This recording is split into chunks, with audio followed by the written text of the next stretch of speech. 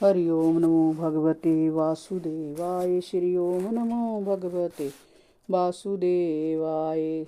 जाएंगे तो सारा किया धरा व्यर्थ हो जाएगा। ज्ञानी पुरुष शरीर की को वासना कर्मों का पुतला और अज्ञानी समझकर कभी इसमें आसक्त नहीं होते। नरक श्रेष्ठ जय आत्मा एक शुद्ध स्वयं प्रकाश निर्गुण सर्वव्यापक आवरण शून्य शरीर से भिन्न अन्य आत्माओं से रहित एवं सबका साक्षी है। जो इसे इस प्रकार शरीर से अलग जानता है वह कभी प्रकृति के तीनों गुणों सत्व रज और तम में लिप्त नहीं होता, क्योंकि उसकी स्थिति मुझ परमात्मा में रहती है।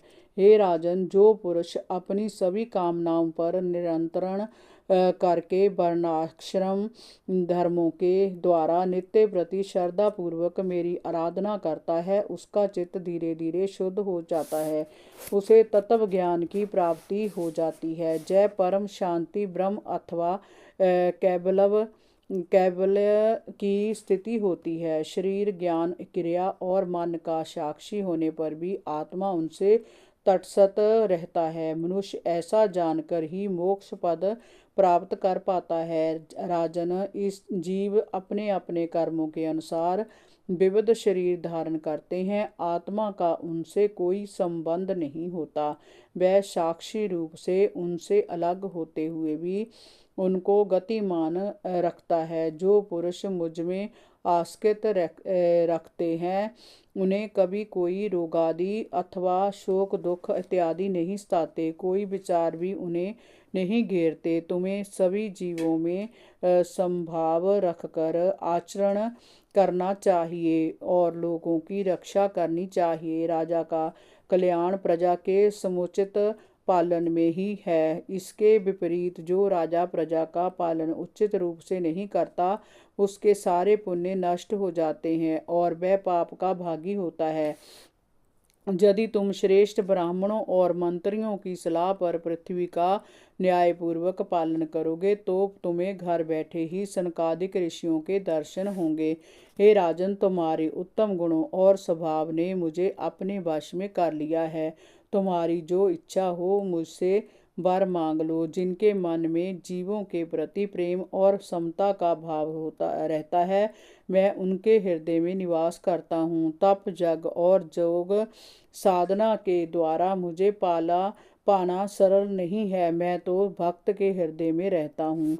विदर जी, इस प्रकार भगवान श्री विष्णु के मधुर वचन सुनकर महाराज पृथु ने इंद्र को क्षमा कर दिया और उसे अपने हृदय से लगा लिया। उन्होंने अपने व्यवहार से उसकी लज्जा को दूर किया और उसे मित्र बना लिया।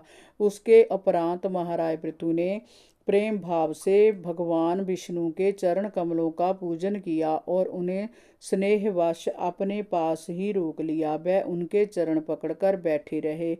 उनके मुख से बोल नहीं फूट रहे थे, केवल प्रेमाश्रुओं से भी वह उनके चरण पखारते रहे। बहुत समय बीत जाने पर भगवान श्री हरि ने अपना हाथ राजा पृथु के शीश पर रखा तो उनका बोल निकला। महाराज पृथु बोले, हे दीनानाथ, हे मोक्ष देने वाले भगवान श्री हरि, आप वर देने में समर्थ हैं। कोई भी बुद्धिमान पुरुष आपसे अनेक प्रकार के भौतिक सुखों को मांग सकता है। मुझे ऐसा कोई सुख नहीं चाहिए। मुझे तो मोक्ष की भी कामना नहीं है। मुझे तो बस आप 10,000 कान दे दीजिए जिनसे मैं आपके लीलामय गुणों को सुन सकूं। हे प्रभु, आपके चरण कमलों से उड़े पराग कणों में इतनी शक्ति होती है कि महात्मा व्यास जी आपकी लीलाओं का बखान करके तत्व ज्ञान की प्राप्ति करा देते हैं। इसलिए मैं अन्य वरों को लेकर क्या करूँगा। हे उत्तम कीर्ति में प्रभु, सत्संग में आपके मंगलमय यश को भाग्य से जो एक बार सुन लेता है वह जीवधारी मनुष्य तृप्त हो जाता है। उसकी आत्मा स्वतः ही आप में लीन हो जाती है। वह प्रभु मैं अंकिंचन जीव श्री लक्ष्मी जी की भांति सदैव आपके सानिध्य में रहकर आपके वचनों को सुनने का अभिलाषी हूँ। कृपया मुझे ऐसा वरदान दीजिए कि मेरी भक्ति सदैव आपके श्री चरणों में बनी रहे। मैं बिना किसी इच्छा के आपका भजन करता रहूं, बस यही मैं चाहता हूँ। हे प्रभु, आपकी माया से वशीभूत होकर ही जीव इस संसार में भौतिक सुखों को और स्त्री पुत्र आदि की कामना करते हैं। वह इन विषय भोगों में भी आपकी ही खोज करता है। आप ही तो सुख के स्रोत हैं। प्रभु, मुझे जय सब नहीं चाहिए। मेरा मन माया के बंधन में ना बंधे, यही मेरी कामना है। जैसे पिता अपने पुत्र के कल्याण के लिए कार्य करता है, आप भी हमारे हित के लिए कार्य करें।